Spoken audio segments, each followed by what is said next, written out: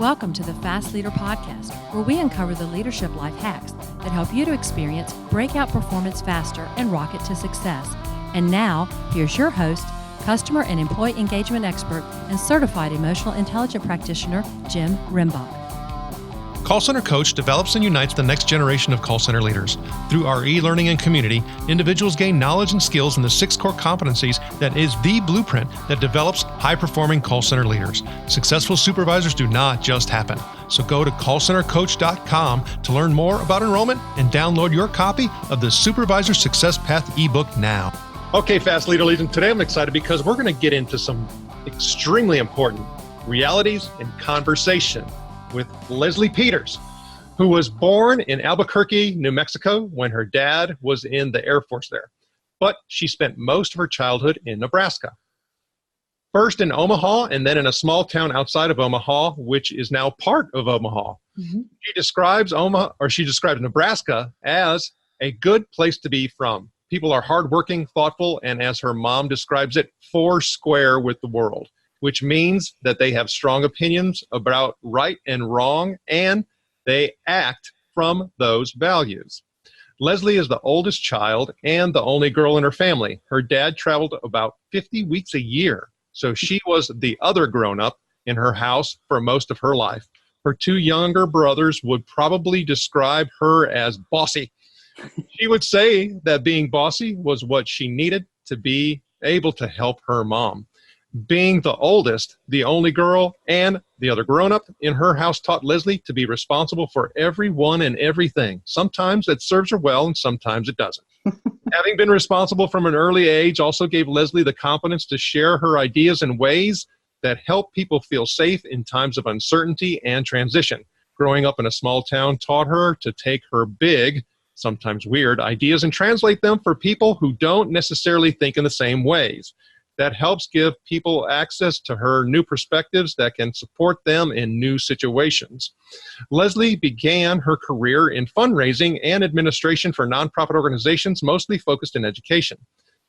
Through jobs ranging from development director to executive director to consult, Leslie has been inside of organizations of all shapes and sizes, from startups to legacy situations trying to reinvent themselves. For decades, there has been a movement for nonprofits to become more like businesses, and Leslie is seeing that happen. She believes, however, that for nonprofit organizations also have much to learn from nonprofit organizations about organizational purpose and connection.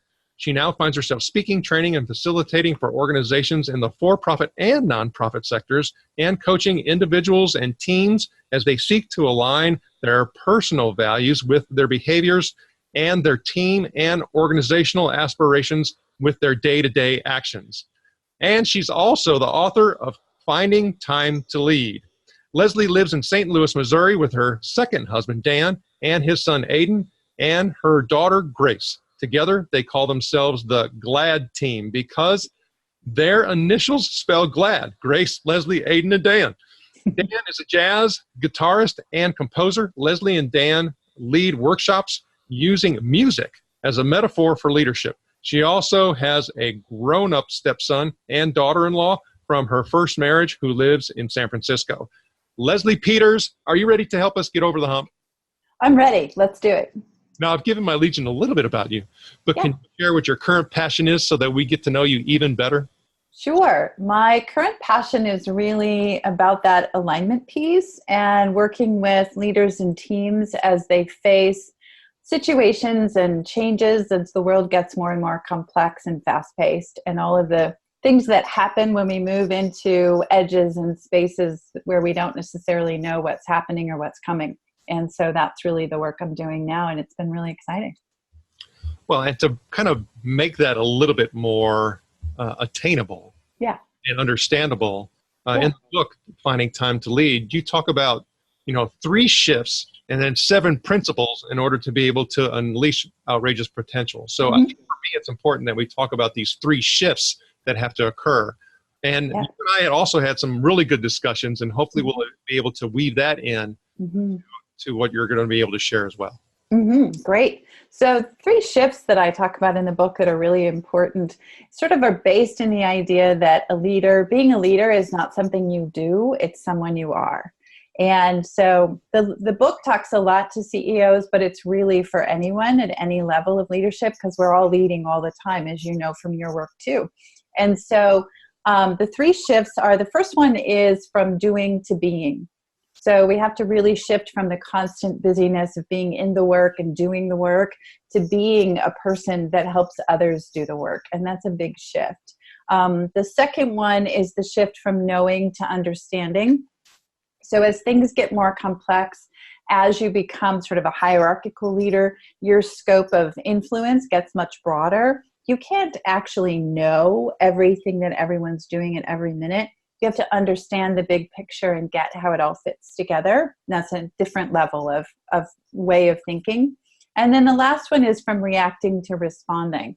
So reacting is really those sort of quick reactions that come from sometimes influenced by our fight or flight response. And responding is a much more thoughtful way of sort of taking in what's happening and choosing to respond in a way that supports everyone. So those are the 3 shifts. Well, and with those 3 shifts, you and I had the opportunity to talk about some of the responsibilities that we have at leading. And Yes. like you said a moment ago, I mean, if anything, we're the CEO of self, right? Exactly. Yes. And when we take on the role and responsibility of leading others in the development and the performance of others, that means there's certain things that we must commit to. And Yes. oftentimes we talk about, working, as you had mentioned it, in the business, having that shift. And then we talk about working on the business. Mm-hmm. So it's not that that transition of not being as much of the doer. Right. There's a critical component in all of this, and it happens even at the frontline level. And Yes. the reality is I see that people above the frontline level are absolutely influencing the behavior of those people on the front line. Absolutely. And that is, you must be able to essentially fill your own well. You must develop yourself in order for you to appropriately, properly, and responsibly help to develop the skills and the performance of others. Absolutely. You can't, it's sort of it's, my mom used to have the old, do what I say, not what I do, which is never effective. You need to see people doing what they're asking you to do. And as you become responsible for more people, you have to change who you are and how you operate in order to be able to do those things. So the first practice in the book is actually called Embark, which is really exactly what you're saying. It's recognizing that obligation and making that choice to develop myself as a leader so that I can fulfill this obligation and responsibility I now have to other people. Again, whether I have direct reports or not, I'm always leading and influencing the people around me. Well, and I think to me, that's also an opportunity for somebody to say, you know what, this is not for me. Because the reality of the fact is that not everybody, has the desire. I'm not going to say skills, because a lot of times that they could be developed. I mean, I think the journey and the path is just longer for some versus others. Yep. But I mean, you have to be able to say, I'm in it. Exactly. Yeah, you really have to choose it, and you have to want to do that personal development that's required. You have to want to grow and take that on. You can grow in other ways that aren't about leading people or being responsible for people. We should always, as you said, be developing ourselves and looking to the next piece of what we need to get better at what we do or get better at being who we are for others. But that idea of being responsible for people takes it to a whole different level. It absolutely does. Okay, so when we start talking about the 7 principles, you hit Embark. Kind of share with us some of these other principles. Sure. So the first one is Embark, which is just making the choice. The next one is Expand, which is really kind of expanding your way of thinking and sort of making it broader so you can take in the complexity and be okay with it. The next one is, the one before that is Explore. Exploring who you are and what you care about so that you can be clear about how you're showing up. Then expand your thinking. Engage, which is a little bit about what you're talking about in terms of how we interact with others and how we bring them into things, as opposed to sort of being the leader who says this is how it is. Because particularly in these complex environments, people need to have some stake. They need to have some skin in the game. We need to engage them. The next one is Encourage, which is being in it not just for me, but being in it for the people around me and the people who work for me, which is a big shift. We're used to sort of, this is my career, this is how I'm going to get ahead. This is a huge shift to really think about encouraging others instead of being focused on ourselves. The next one is evolve, which is another piece. Once you've chosen to really embark on this journey, you have to recognize that it's a constant evolution. It doesn't stop, so you keep going. And then the final one is extend, which is based on a definition of love, actually, from a Scott Peck book from the 70s, which is, my paraphrase is, the will to extend yourself on behalf of others. So it really is that sense that I am not in this for me. I am willing to extend myself to do what I need to do for the people around me, and particularly the people who report to me. Well, and that last particular attribute is probably one of the most important of all the multitude of different attributes that somebody needs to actually, have in order, successful. Yeah. Yep. And to really choose it, sort of the will to do that. The story I tell in the book is actually a personal story about my husband, Dan, who, when I was traveling a lot, when we first started living together, he was traveling a lot, and I would come home and there would be dishes all over the kitchen, and it would just make me crazy because I was gone and now I come home and there are dishes everywhere. Like, it never really occurred to him. He doesn't really care about dishes. And so finally I said, this really bothers me. I don't want to come home to all of the dishes that you made in the last week. And so now he's really careful about making sure the dishes are cleaned up. And that is him being willing to extend himself to do something that isn't really that important to him. It doesn't really matter to him, but he's willing to do it because he knows it's important to me. And I think particularly as leaders, that's our obligation. We can't always be waiting for people to come to us and do what we think they should do. We need to extend ourselves to them. Well, even when I start thinking about the whole extension piece, I start thinking about how that extends to outside of the, the organization. And in the world that we have today, being so focused in on, an experience, a customer experience, a relationship with customers. And it doesn't matter if it's business to business or business to consumer or even government entities. You talk about nonprofits, they have to do a good job because for me, when you start talking about the amount of competition in the nonprofit world, that has just exploded in the past 10 years. Yes, it really has. And so, and the threshold for people's experiences with things has shifted. It's a much more immediate thing. It's a much more, it's sort of to come above the noise. It needs to be a meaningful interaction, a meaningful relationship. And the way to do that is to extend yourself and to really meet that person where they are and encourage them and extend yourself to bring them into an engagement with you. So if I start thinking about the works that you've been doing over the past several years, how much more has two things happened? First of all, the understanding and the need that we have, a significant opportunity in regards to developing people to be leaders, because everybody talks about the leadership crisis. I mean, when you look at global CEOs, it's a huge, huge area of worry for them. And so that particular piece. And then how much more are organizations actually talking about that customer experience versus what it was in the past? So a couple of things. I do a lot of work with organizations that are in high times of growth or change. And so particularly if you're in a high time of growth, I worked with a company that doubled in size over 2 years from 90 to 180 people. And then 2 years later, they doubled again. And we looked around and sort of everybody in the management sort of leadership group below the senior leadership team was about 26, and they'd been there for 3 months or a year, and they had now 3 people reporting to them, and they had no idea what it was to be a leader, to be a manager, to have responsibility for people. And so again, that big shift from I'm responsible for myself and doing the work to I'm responsible for other people and all of our work is a huge shift. And I think that happens, it's amplified during times of growth when people are moving up quickly. So I see it a lot in that particular arena. But I also think that as it's easier and easier to change jobs, right? I can, if I'm mad today, I can go online and I can apply for 7 jobs. We used to have to wait for the Sunday one ads. And by Sunday, maybe I'd sort of cooled off and calmed down. I was like, I don't really need a new job. But now I'm like, I'm going to go apply for 7 jobs because my manager just really did something that made me really mad. So the stakes are higher. It's expensive to replace people, more expensive than it's ever been, because we need this deep knowledge of what's happening in our industries and in our organizations. And so I think all of that, and there's a lot of research too, that the single most important factor in a person's level of satisfaction with their job is their direct manager. And so I think that is also amplifying the need to make those people really good, because they're the linchpin for our retention efforts. And then the same is true for customers in the same way, right? Like, we're all competing, and to raise above the noise, we need to have these meaningful interactions, and that requires different things of people than just solving your problem.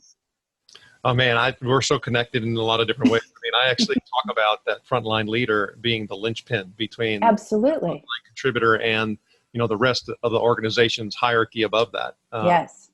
When you start looking at this whole issue, I think we're seeing it more and more of deep knowledge needed. Mm-hmm. Mm-hmm. The complexities of the work is not getting easier. Mm-hmm. And one of the things too, I think is very interesting, is I was having this conversation with somebody the other day, mm-hmm. talking about a particular a young person and mm-hmm. their personality and the way that they go about doing things. And I said, they should never work for a very, very large organization, because they're only going to be able to do one thing. Right. Have very big barriers. Yes. And they won't be able to live in that environment. Right. So when you start talking about, the shift in the work, yeah, and when you start talking about how that is affecting the whole leadership thing, because you talked about, you used 2 words, you used manage and you used lead. And many times people put those two together. So right. How much more is that separation and understanding happening, at a rate that it's actually going to be able to do some good, so that we can do the shifts and we can actually apply the 7 principles? Great question. I do think that people conflate those words, and that's not a good way to think about it. There are management skills. There are things we need to know to sort of get the work done. And then there are the leadership skills, which are how we engage people. And I think that the space between sort of our management and our leadership is that potential, that we've reorged, and we've sort of we've done technology, and we've built new processes, and we've done all of these things to make people more efficient. But we haven't actually, the leadership piece is the part that gets people to bring their creativity, that gets them to bring their innovation, that gets them to problem solve at a different level. And that's what happens in that space between management and leadership. And so I do think, because we've sort of squeezed everything we can out of the processes and the reorganization and the systems and the ways we draw our organization charts, that people are recognizing that that's the latent potential that exists, and really thinking about how we tap into that is, I think, a big part of the shift between management and leadership. And also too, you started talking about the impact of that immediate supervisor. You're right. I mean, Yes. I just had Jim Harder, who's a chief scientist with Gallup on the show, and he talks about their 80 plus years of studying in the workplace, and how that immediate supervisor owns a 70% variance in the engagement of the employee. It's massive. So culture lives at local levels. Exactly. Yeah. To paraphrase, all culture is local. Most. And so that John Maxwell talks about it as the lid. Like, that level of management is your lid, and people will grow up to the level of that manager, and the impact that that person has is outsized. And that's why I think a lot of companies are beginning to recognize that, and also recognize that these are skills and ways of being and ways of showing up that we don't learn. And we're not taught these things. We're not even in many ways encouraged to pursue self-development. We're encouraged to take the test and get the right answer. And I like to talk about sort of thinking of life as a quest and not a test. Because when it's a test, it's all about get the right answer. What do I have to do to get an A? And when it's a quest, you add that level of creativity, of personal agency, of capacity to see things in a bigger way. And that's how particularly organizations that are focused on the future are going to capitalize on these next possibilities that we can't even really see right now.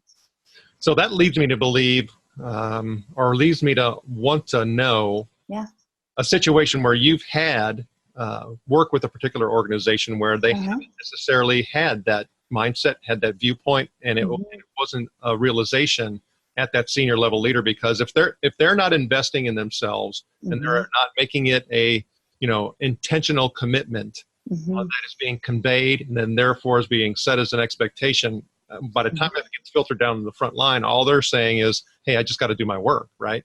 Right, exactly. What have you seen as an impact to the organization when that has shifted? Yeah. So one of the ways that is a useful framework for this is we do a lot of work with Carol Dweck's Growth and Fixed Mindset. And so that's a useful frame in a lot of ways. But one of the key ways that I talk about it is in a fixed mindset, which is where you think that your talents and abilities and skills are fixed, right? So what I know is what I know. I'm smart. So I'm going to do everything I can to prove all the time that I'm smart. As opposed to a growth mindset, which is everything can grow and evolve and I can get better at anything that I try. In a fixed mindset, other people are judges. And in a growth mindset, other people are allies. And when you start making this culture shift and you start giving people back to the personal development, the capacity to see others as allies, the capacity to see situations as a learning opportunity and not as a pass-fail moment, then they begin to build these connections between each other. They begin to sort of say, I don't get how this works. Can you help me? And that is maybe the single biggest thing that moves people forward, is that idea of connecting. Managers don't have to always know the answer. It's the shift from knowing to understanding, being able to say, I don't know. We're going to have to figure it out, is a huge step, but it's not something that comes naturally, particularly in our high achieving cultures. That's a very good point. Now, when I start talking about all of this and what we've been chatting about, I mean, there's a whole lot of emotion that is, sometimes pent up, sometimes gets realized. Yeah. One of the things that we look at on the show are quotes to kind of help us get focused and move in the right direction. Is there a quote or two that you like that you can share? Sure. Well, one of them I'm going to say is mine. I really like progress happens at the edges between where we are and where we want to go. So the idea that that's what happens, right? We're here and progress is going to happen and edges are scary. We have to really step into that space if we want to get someplace else. So I like that one. And my other one that I think of a lot is a guy named Peter Block, who writes in the community development space. If you never say no, your yes means nothing. That's a very good point. Isn't that great? I really like that too. It's a good one for me to remember when I'm just saying yes to lots of things that I don't really want to do or that don't feel aligned. And then I have to remember that if I never say no, my yes means nothing. It's good too organizationally. We tend to sort of say a lot of yeses, but they're only halfway. We don't really mean them. And so being clear about yes and no is an important thing. Well, and also for me, when I start thinking about that, that comes with a whole lot of, realizations along the way. And there are typically humps that we've had to get over to kind of get us to the point to know the importance of really both of those. So is there a time where you've got another hump that you can share? Yeah, lots of them.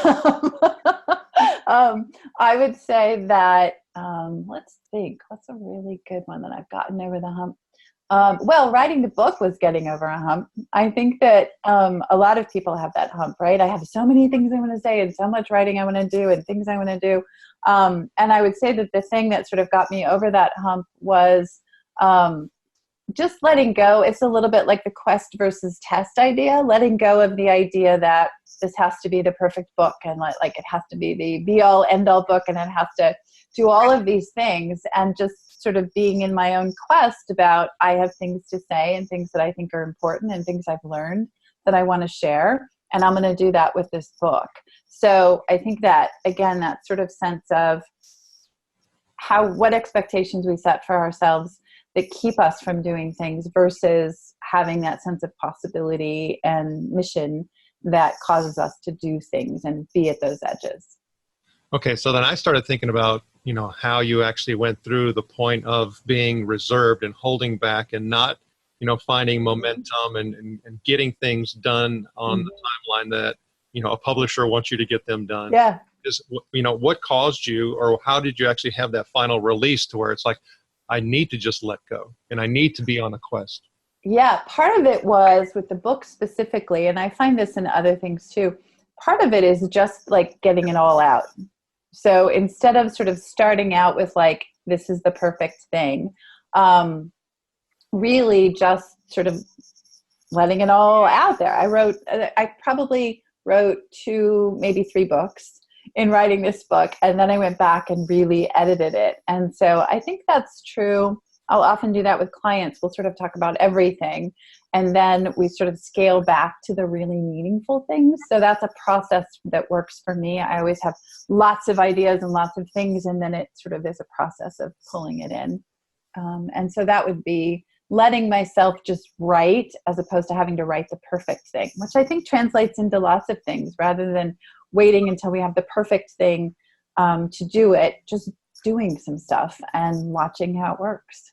Okay, that's a really interesting point, because kind of like what you had mentioned a moment ago, is we're not conditioned and trained to do that. And Right. what you just referred to is actually an activity in divergent and convergent thinking. Yes. So I was essentially wild. I was Yeah. divergent in my thinking. I threw it all out there. Right. But then I took it and I actually honed it in to where it's something like you had actually said that you have some skills in, is making things seem a little bit more tangible and digestible and easier for people. But it's all of us could actually learn a lot by going through that as an exercise and a practice. Yes, absolutely. And I do think that the idea of sort of the divergent thinking, which is big and broad, really supports a lot of the places we are now in terms of complexity. Trying to like pin down the smallest thing is too hard. It's just, there's too much. So if we start with sort of this broad view, then we start bringing it down. And I think it's a little like that shift, the difference between knowing and understanding. So the knowing is like, I'm going to get exactly the right little bit of information. And the understanding is, wow, this is a big thing I'm working in here. That has a context that's different than the specific little thing. I think that's a great point. Okay, but when we start talking about, where you are now, where you see things going, what are some of the changes that are going to be advantageous for the organization of tomorrow in order to be able to, unleash that outrageous potential? I mean, we hit on several things, but one thing that we haven't. So one thing that we haven't, a couple of things. One of them is, I think this idea of people being really connected to each other is really important. And that goes back to your point to like the manager and building real teams that have, there's a lot of talk about psychological safety, but really connecting people at a level that allows them to move into the unknown with some sense of courage and personal agency. So the idea that I'm not just waiting for the answer, or I'm not just waiting for someone to tell me what to do, but the people around me are my allies, and we're doing this together so we can move into this kind of scary space with some confidence and some sense that we will figure it out, as opposed to sitting and waiting for the answer. So I think the ways that people are connected and feel like they can fail, like they can try things that don't work, like it's okay that there isn't an answer right now, I think that's going to be a distinguishing feature of successful organizations of the future. And the other one is this idea that as things get more complex, there's a choice to make. So right in that moment where suddenly everything that we've been doing before isn't working, that customer or client wants something that isn't what we've ever done. And so we sort of freak out.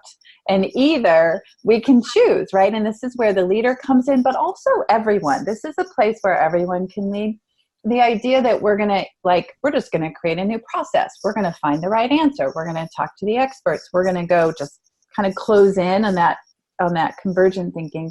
Or, wow, what an interesting opportunity. Let's all sort of take a different path and really think about how we can learn about this and how we can try something new and how we can move into this unknown space with some sense of courage. And that moment where we decide that will set the trajectory for that particular project or organization or thing that we're working on. Okay, everybody, we've been talking with Leslie Peters, the author of Finding Time to Lead, and we're going to be back in one moment with the Hump Day Hoedown. Now, before we move on, let's get a quick word from our sponsor. An Even Better Place to Work is an easy-to-use solution that gives you a continuous diagnostic on employee engagement along with integrated activities that will improve employee engagement and leadership skills in everyone. Using this award-winning solution is guaranteed to create motivated, productive, and loyal employees who have great work relationships with their colleagues and your customers. To learn more about An Even Better Place to Work, visit beyondmorale.com/better. All right, here we go, Fast Leader Legion. It's time for the Hump Day Hoedown. Okay, Leslie, the Hump Day Hoedown is the part of our show where you give us good insights fast. So I'm going to ask you several questions, and your job is to give us robust yet rapid responses that are going to help us move onward and upward faster. Okay. Leslie, are you ready to hoe down? I'm ready. All right. So what is holding you back from being an even better leader today? Fear. Fear is always the thing that holds me back. Fear of the unknown, fear of making a mistake, fear of disappointing people, and acknowledging it helps me move past it. What is the best leadership advice you have ever received? Be yourself. Everyone else is taken. What is one of your secrets that you believe contributes to your success? Introspection, noticing what's going on in my head, and also really, really good listening. What do you feel is one of your best tools that helps you lead in business or life? Again, the listening. For me personally, it's also just connecting with people and caring and being genuinely curious about other people's stories. And what would be one book that you'd recommend to our Legion? It could be from any genre. Of course, we're going to put a link to Finding Time to Lead on your show notes page as well. Great. The answer to How is Yes by Peter Block. Okay, Fast Leader Legion, you can find links to that and other bonus information from today's show by going to fastleader.net/Leslie Peters. Okay, Leslie, this is my last Hump Day Hoedown question. Yeah. Imagine you've been given the opportunity to go back to the age of 25, and you can take the knowledge and skills that you have now back with you, but you cannot take it all. You can only take one. So what skill or piece of knowledge would you take back with you, and why? I would tell my 25-year-old self to relax and to take this wider, longer view instead of sort of just thinking about what's next, having this wider view and this longer term view, and that everything would work itself out. Leslie, it was an honor to spend time with you today. Can you please share with the Fast Leader Legion how they can connect with you? Sure. Leslie, Leslie, at elementspartnership.com. It's all one word. And also on my website, which is elementspartnership.com. That's ELEMENTS partnership.com. And happy to have conversations about all of these exciting things. Leslie Peters, thank you for sharing your knowledge and wisdom, and the Fast Leader Legion honors you and thanks you for helping us get over the hump. Thank you for joining me on the Fast Leader Show today. For recaps, links from every show, special offers, and access to download and subscribe, if you haven't already, head on over to fastleader.net so we can help you move onward and upward faster.